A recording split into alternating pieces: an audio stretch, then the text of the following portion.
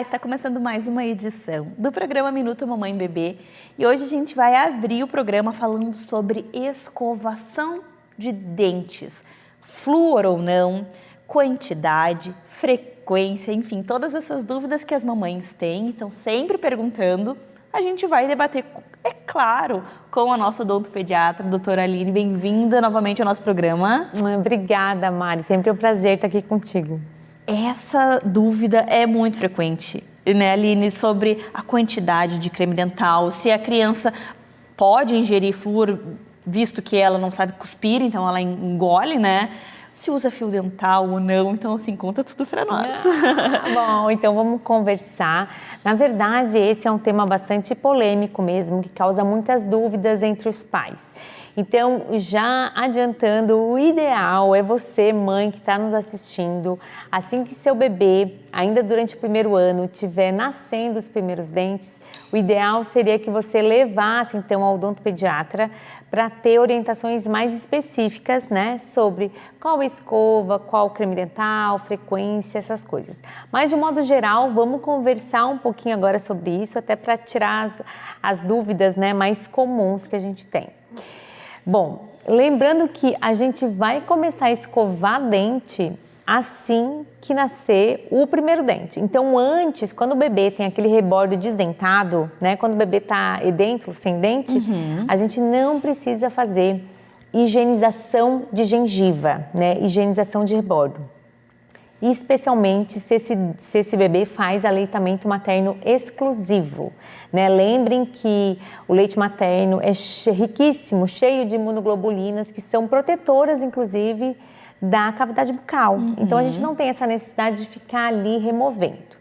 Se o bebê está num aleitamento misto ou complementado, né? Ou seja, ele está com leite materno, mas complementado com fórmula ou somente na fórmula, essa decisão de higienizar ou não é mais do núcleo familiar, tá? Mas de maneira geral, os meus pacientes, eu nunca oriento a gente fazer a remoção, a limpeza, né? E se caso fizer, eventualmente nessa faixa etária, a dieta praticamente é láctea, né? Do 0 a 6 meses, então fica aquele cantinho de boca, né? Mais branquinho, ou a linguinha mais saborosa, aquela linguinha de leite. Então, você pode, de forma despretensiosa, com a ajuda de um paninho de boca, de uma gaze embebida em água, fazer essa limpeza, então, desse cantinho de boca, dessa linguinha. Mas de uma forma bem despretensiosa, não precisa ser diariamente, tá? Entendi. E agora, o nosso bebê nasce o primeiro dente, daí sim, daí muda totalmente o nosso protocolo. A partir desse momento, a gente vai usar escova dental infantil, tá, gente? Tem que ser escovinha de dente.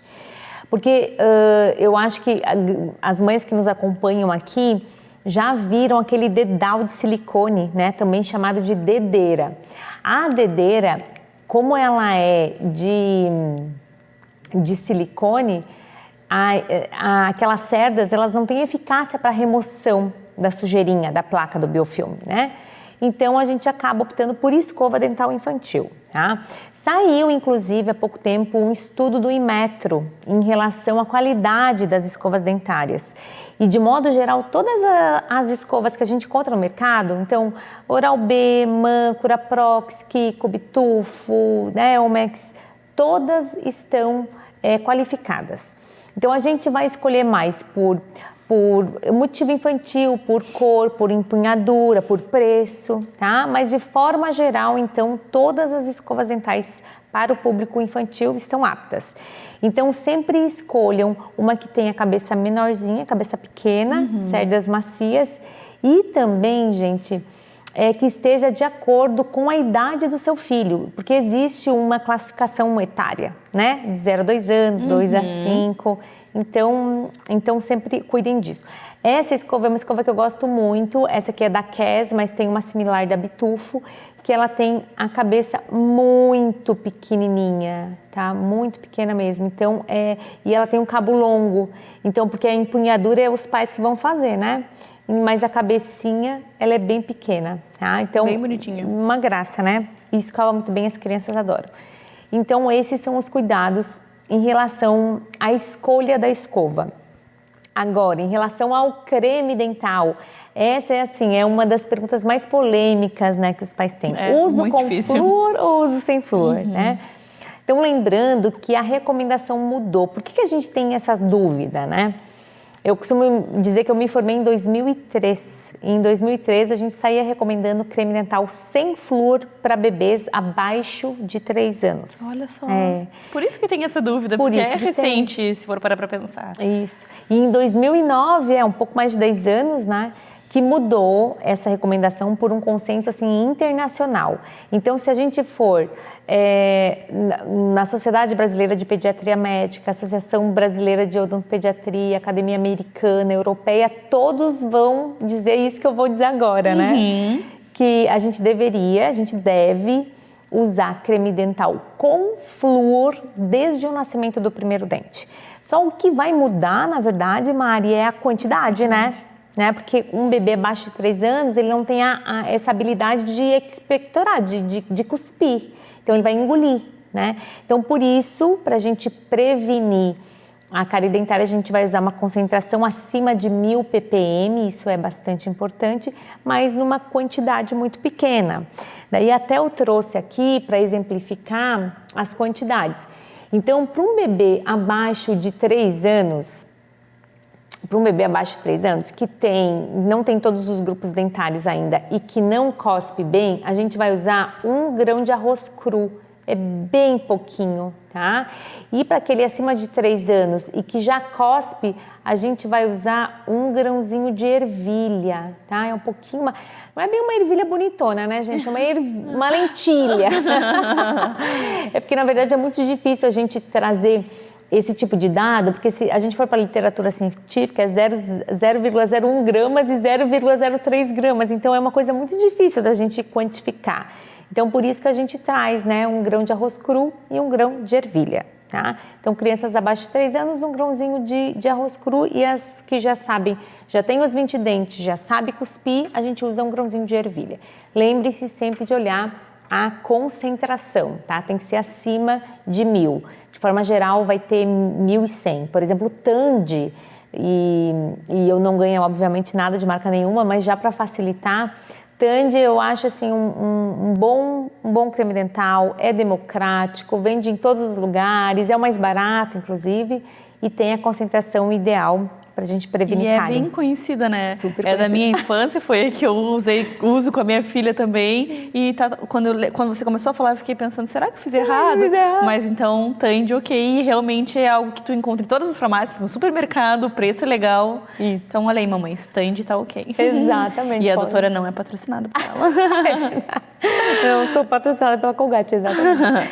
Então, gente, é mais ou menos isso, né? Então, vamos tentar fazer essa escovação 2 vezes ao dia, né? No mínimo, se a gente conseguir, a gente vai estar muito aí embasada e também ajudando a fazer a prevenção de doença cárie, né? Lembrando que cárie é a doença bucal mais prevalente né, nas crianças. Então, fazendo isso, a gente controlando o açúcar, escovando 2 vezes, no mínimo 2 vezes com creme dental com flúor, nessa quantidade, nessa concentração, com certeza os nossos bebês, nossas crianças vão crescer cárie zero. E uma coisa importante também, a gente falar da importância do fio dental, tá? O fio dental, a gente pode usar aquele nosso tradicional, aquele que a gente enrola nos dedos indicadores, que todo mundo tem em casa. E para criança, eu gosto muito deste, que é o fio dental em forquilha, né? Que é o fio dental em haste, que a gente chama, tá? Então, isso aqui, se a gente conseguir passar 1 vez à noite antes de dormir, é muito bom, tá? Realmente é muito bom. Adorei. E eu não sei, vamos falar um pouquinho sobre técnica, sobre posição? Com certeza! Tá. Então, eu acho que uma coisa importante da gente falar para os pais é o seguinte, que é um desafio a gente escovar dentes de criança, especialmente se elas são bebês, né? Ou seja, abaixo de 3 anos. Depois dessa idade, tudo vai ficando mais fácil, né? Mas até lá a gente tem aí um caminho. E como essa higienização é todo dia, e todo dia é uma guerra, às vezes os pais vão ficando meio cansados, né? Mas isso faz parte do crescimento, do processo, né? E as coisas vão evoluindo, vai ficando tudo mais fácil. Então, eu vou tentar exemplificar aqui como a gente passaria, tá? Esse aqui é o meu Então a gente passa, no caso, a gente passa entre as faces, né, do dentinho e vai fazendo essa limpeza entre os dentes, tá? Na parte de cima, na parte de baixo, perdão, e na parte de cima também, tá? Então, a gente fazendo isso aqui à noite antes de dormir vai estar ótimo. Uma coisa em relação agora à escovação. Nós, durante a graduação, a gente aprende muitas técnicas, né? Como remover, como escovar os dentes. As de criança que a gente recomenda é uma técnica chamada fones, né? Que é aquela bolinha, movimentos circulares por fora. Então, bolinha por fora. E se puder, gente, bolinha alta para a gente pegar um pouquinho na nossa gengiva, para limpar essa gengiva, fazer com que ela fique bem saudável, que ela não fique sangrante, tá? Então, bolinha por fora, trenzinho nas faces oclusais, aqui é onde a gente mastiga, trenzinho, movimentos de vai e vem, tá? E vassourinha por dentro, ou seja, movimentos de varredura, isso por dentro, tá? Então, de forma geral é isso, bolinha por fora, trenzinho onde a gente morde e vassourinha por dentro. E uma última dica que eu gostaria de dar é em relação à posição que a gente vai pegar o bebê e a criança. Porque às vezes os pais tendem a querer escovar a criança de frente para ter esse contato visual. Mas como a criança está na frente e ela não tem apoio da cabecinha, às vezes eles ficam, né, se movimentando e a gente fica sambando lá com a escova, tá?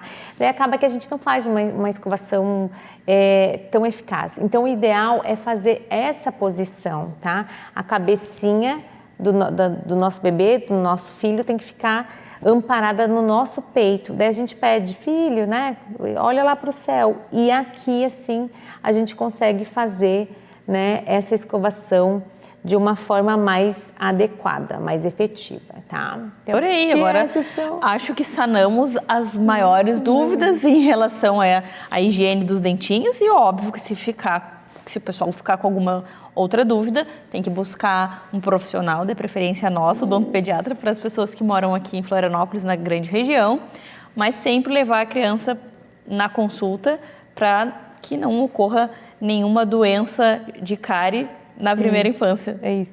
Essas informações que a gente dá, elas são valiosas, né? E isso precisa, toda a população em geral precisa saber quantas vezes, qual é o creme dental, qual é a quantidade, se passa fio dental ou não, isso é muito importante. Mas esse acompanhamento com o odontopediatra, ele é muito importante também porque ele vai fazer um monitoramento, acompanhamento para ver como é que está o esmalte, se tem algum tipo de lesão de cárie ou algum outro tipo de doença bucal, avaliar a oclusão, que é a mordida, né? Porque a gente sabe ainda mais falando em bebês, a gente tem muitos casos de uso de bicos artificiais, então ocorrem algumas desordens de mordida. Então tudo isso é importante para a gente estar acompanhando. Nossa, adorei. Obrigada por dividir tanto conhecimento, trazer tantas dicas e informações e até o próximo encontro. Muito obrigada, Mari. Até mais. Nós sabemos que depois que os filhos chegam, que a maternidade toma conta de nós, muitas vezes acabamos deixando de lado sonhos profissionais, desejos, lugares que a gente gostaria de conhecer. Isso não é legal para a mulher, não é legal para a família, nem para a criança. E hoje eu trouxe uma pessoa muito especial para falar um pouquinho sobre esse assunto, a nossa terapeuta, Devadaia. Bem-vinda novamente ao nosso programa. Olá. Esse é um assunto bem intenso e bem assim legal da gente abordar, porque isso acontece muito. A criança chega e aí tudo que eu, Mariana, sempre quis fazer, agora eu não quero mais. Morreu aquela vontade, agora eu só quero ser mãe. E daí acaba gerando uma frustração, algo que não, uma energia ruim. Então eu queria que você falasse um pouquinho para nós sobre esse tema, esse assunto e desse sua opinião como terapeuta e também como mãe que realizou os seus sonhos também e segue realizando. Tá bom. Sim, olha, Mari, eu entendo porque quando a criança chega, ela preenche tanto a nossa vida e ao mesmo tempo ela requer tanta atenção que é normal a gente sentir que não tem mais espaço para nada. Mas do mesmo jeito que a gente precisa ter espaço, por exemplo, para o relacionamento de casal, a gente precisa ter espaço para si, para o nosso próprio ser, para as nossas próprias vontades, nossos sonhos, nossas necessidades, nossa saúde. E em relação aos nossos sonhos, a nossa profissão, eles também mudam, eles também renascem junto com essa criança. Eu acho que o que mais a gente sente como mãe é essa necessidade de ter um trabalho, uma profissão em que a gente possa integrar a maternidade, possa integrar o filho. Os meus primeiros anos como mãe, como foi uma maternidade não planejada, eu estava num momento profissional de muito trabalho, eu trabalhava 10, 12 horas por dia. Então foi muito duro no início deixar minha filha tão cedo no berçário, voltar ela a vê-la no fim da tarde, diminuiu o tempo de amamentação, afetou muito, sabe? Então o que eu comecei a sonhar com ter uma vida que eu pudesse interagir com a minha filha. Que eu não chegasse um dia com uma filha de 15, 16 anos e eu não conhecesse quem está ali. Porque você está só no trabalho e a sua filha seguindo a vida dela e vocês não sabem nada uma da outra. Às vezes a gente até garante que tenha bons profissionais que cuidem, dá tudo do melhor, uma boa educação, um bom acompanhamento. Mas a gente fica com essa carência que não tem volta. A gente fica com a carência, sabe? Poxa, ela cresceu, olha todo o tempo que passou. E a gente nem viu. E eu nem vi. Então, com muita... claro, né? No meio disso tem dor, no meio disso tem desconstrução, no meio disso a gente passa por meio da ansiedade, mas eu consegui criar uma vida onde eu estivesse mais em casa, onde eu pudesse almoçar com a minha filha, onde eu pudesse também realizar meus sonhos, ter inspiração nessa maternidade para ter a coragem de fazer o que eu sonhava já, né?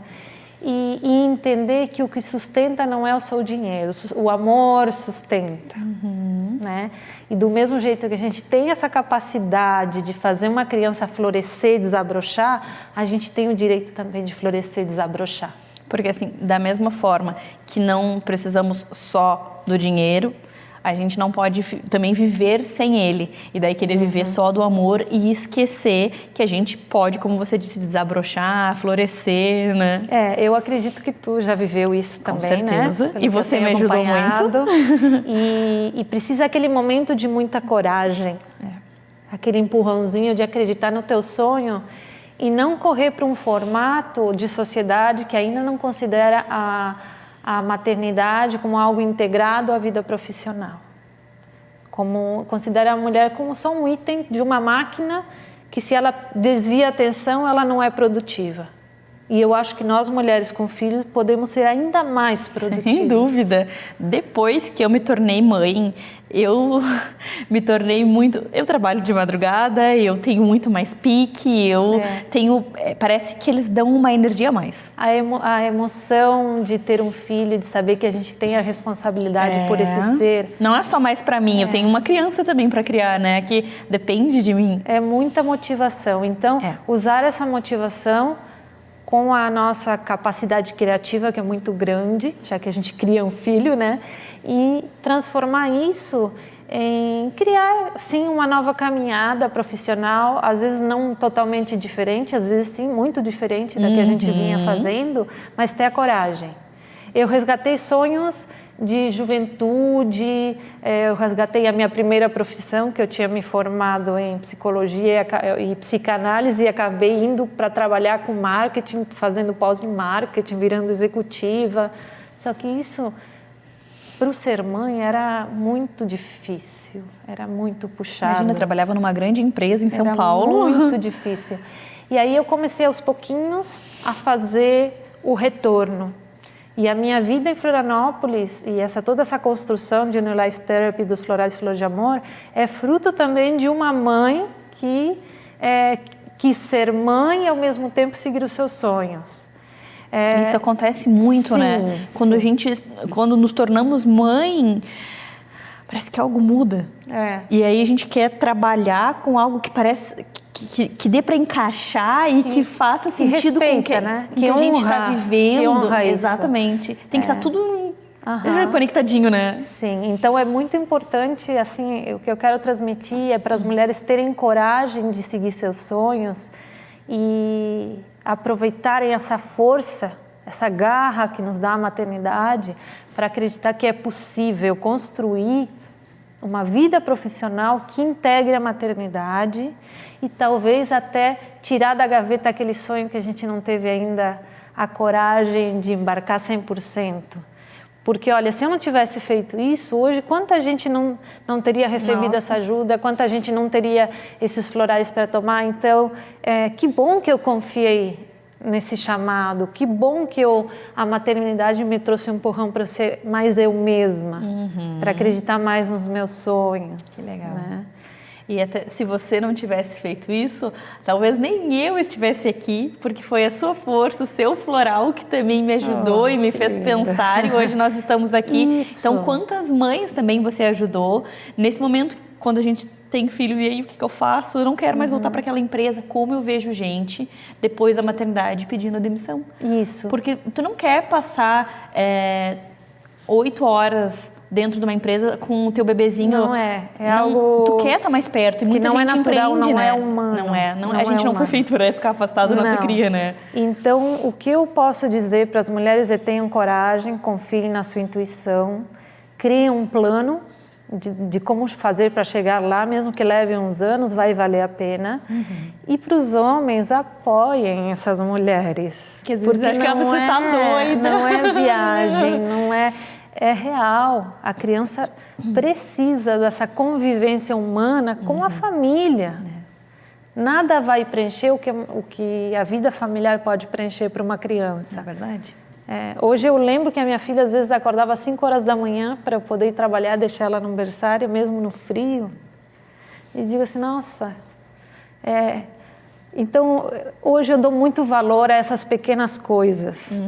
Eu ganhava muito bem, eu viajava muito, mas eu consegui transformar isso e hoje está realizada profissionalmente, mas levando uma vida mais do meu jeito. Mesmo a minha filha tendo crescido, ela está ali, eu convivo com ela e no momento que ela voar para o mundo, eu vou ter o coração tranquilo que eu fiz a minha parte. Arrepiei todo, porque é assim, né? A gente sabe, mas os filhos são para o mundo, eles vão voar, tudo bem, mas a gente também quer fazer a nossa parte enquanto eles estão ali conosco, né?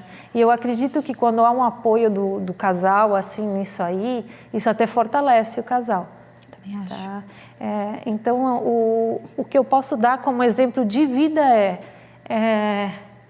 não é algo simples de se fazer, mas é o momento certo, porque é o momento em que a gente tem uma força muito grande que vem do amor da mãe, né? Do amor que a maternidade desperta em nós. E assim como a gente ajuda essa criança a desabrochar, que a gente possa também florescer, desabrochar e trazer aquilo que a gente sente que veio para trazer, sabe? Deixar a nossa sementinha especial no mundo e que a criança sinta que ela faz parte disso, né? Não é algo guardadinho ali. Adorei, me emociono porque realmente é lindo, porque esse amor e essa força que os filhos nos trazem, nos proporcionam, realmente é maravilhoso. E também queria aproveitar para te agradecer por toda a força e por toda a magia, por hoje a gente poder estar aqui dividindo tanto conhecimento com você que nos acompanha. E se você está grávida, se você ganhou um bebezinho, está sentindo essa força, esse amor e quer florescer também, não fique com medo. Força, coragem e floresça conosco. E claro, se precisar da ajudinha mágica, Devadaia, sempre com suas gotinhas preciosas. Isso, querida, até o próximo encontro. Querida, até mais. Agora eu estou aqui com a Cris, a nossa fisioterapeuta pélvica. Bem-vinda ao nosso programa, Cris. Obrigada, Mari. Prazer estar aqui. Muito bom receber você e aprender um pouquinho. Então, hoje a gente vai falar sobre o que essa profissão faz? Quais são as áreas de atuação do fisioterapeuta pélvico? Então, conta para mim um pouquinho como é que é a sua rotina e o que você trata, o que você faz, para a gente também ajudar as pessoas a entender, porque às vezes as pessoas nem sabem o que é um fisioterapeuta pélvico, né, Cris? Isso é muito comum, Mari. Às vezes eu comento que eu sou fisioterapeuta, as pessoas vêm, eu tenho uma dor no ombro, dor no ombro, eu acho que tu sabe mais do que eu, porque eu não exerço a fisioterapia convencional há muito tempo, então a dor no ombro eu não entendo. Então, antes de falar o que um fisioterapeuta pélvico faz, eu vou te explicar mais ou menos o que é o assoalho pélvico, porque às vezes a gente nem sabe o que é o assoalho pélvico. Verdade. O assoalho pélvico é um grupo muscular, tá? Então ele funciona como qualquer outro grupo muscular. Ele precisa fazer contração, ele precisa fazer relaxamento e tal. Ele cabe na palma da mão da gente, ele é pequeno, mas ele tem funções bem importantes. A primeira é o sistema de continência, então segurar xixi, cocô e pum é função do assoalho pélvico. O segundo é sustentação, segurar os órgãos pélvicos no lugar. Claro que cada órgão tem o seu sistema ligamentar para estar sustentado, mas se porventura der esse sistema ceder, quem tem que segurar é o assoalho pélvico. Entendi. Quando ele não segura, acontece as famosas bexiga caída, os prolapsos, né? Verdade. O útero caído, que a gente já ouviu falar, as retocélios e tal. E a terceira função, que também é do assoalho pélvico, é o prazer. Também é função do assoalho. Quando, por algum motivo, essa musculatura não está trabalhando em sinergia, não está trabalhando corretamente, acontecem as disfunções no assoalho. E aí que começam os problemas. Então, necessariamente, quando tu tem alguma disfunção no assoalho pélvico, as três funções vão estar prejudicadas. Às vezes, tu tem uma queixa maior de uma função, mas as três funções vão estar um pouco diminuídas, digamos assim. Né? Então, a gente trabalha com a parte das incontinências urinárias, né? Então, a gente pode perder urina no esforço, né? Num pulo, num espirro, numa tosse. Essa perda pode ser no início, as pessoas não costumam já começar perdendo em grande quantidade. Então ela perde uma gotinha, depois ela vira um jatinho, para depois ser uma quantidade maior, né?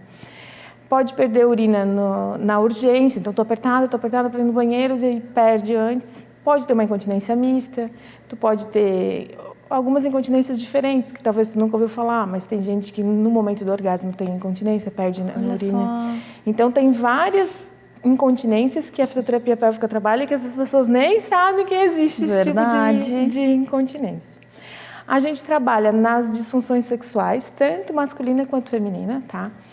Tanto as dolorosas, que existem, por exemplo, o vaginismo. O vaginismo é uma contratura tão grande do canal vaginal que a mulher não consegue ter penetração. Tem as mulheres que conseguem ter penetração, mas sente dor, então são as disparenias. Tem aquelas que não sentem nada, não sentem nenhum tipo de prazer, então elas estão provavelmente mais hipotônicas. Então são também as queixas sexuais, a fisioterapia pélvica também trabalha. Tem as coloproctológicas, né, que são as anorretais, da parte posterior, que daí a gente trabalha com hemorroidas, com fissuras, com fístulas, cânceres, as incontinências ou as partes constipantes, a constipação, anismo e outras doenças da parte posterior. Né? A gente trabalha também com a preparação para o parto, que na verdade é uma preparação para a gestação, não é só quando a mulher pensa no parto normal que ela procura. E é muito assim, né? Fisioterapia pélvica na gestação, é só o que a gente escuta falar. E agora eu já aprendi outras diversas áreas que eu fiquei apaixonada também. Mas é bem isso, né? Não é só para a hora do parto, Exatamente. para a gestação, para segurar ali tudo que está crescendo, né? Exatamente, porque o que acontece? O momento do parto é um momento específico que a gente treina também. As mulheres que querem fazer parto normal, a gente consegue treinar a musculatura, consegue treinar a propriocepção, treino de expulsivo e simular várias posições e posturas que elas vão fazer no momento do parto. Outra coisa que a gente treina muito é a parte respiratória, porque o parto ele é cansativo também. Sim. E se a pessoa está respirando errado, ela fica muito mais cansada, gasta muito mais fatigante. Energia, né? Exatamente. Então, assim, isso tudo é treinado também. Mas se a mulher não quer, tem gente que não quer ter parto normal, mas ela também precisa trabalhar esse assoalho. Lógico. Por quê? No primeiro trimestre, os primeiros 3 meses, geralmente não tem muita alteração de peso, né, e estrutural. Mas a partir do segundo e do terceiro trimestre, que essa mulher começa a ganhar peso em cima desse assoalho, que acaba ficando fragilizado, ela acaba abrindo a base, né, abre as pernas, vai a barriga para frente, o bumbum para trás, ela muda o centro de gravidade e às vezes ela acaba desconectando com o assoalho pélvico, ela esquece que tem que contrair, ela esquece. Então, às vezes, e mais o peso em cima do bebê, de todos os anexos embrionários, então, assim, ela acaba adquirindo algumas disfunções que ela vai levar para o resto da vida. Olha só. Em função de não ter conduzido corretamente, né? E aí é que começa... Só que quando a mulher tem bastante hormônio e está um pouquinho mais jovem, ela não percebe. Aí quando começa a ter uma queda hormonal, que a gente vai ficando um pouquinho mais flácida, que as queixas aparecem. E aí que geralmente quando começam a procurar a fisioterapia. Então é muito frequente a gente receber mulheres um pouco mais velhas também, mas com queixas mais consolidadas, que às vezes deixam de ir em lugares que, por exemplo, eu vou almoçar só no shopping porque eu sei que tem vários banheiros próximos. Tem pessoas que se vinculam à vida em função da sua função urinária ou fecal. Nossa, que complicado, né? Deixa de ir em festa de aniversário, por exemplo, o banco do carro necessariamente precisa ser de couro, porque tem escapes. E são coisas que, às vezes, quem não tem esse problema nem imagina que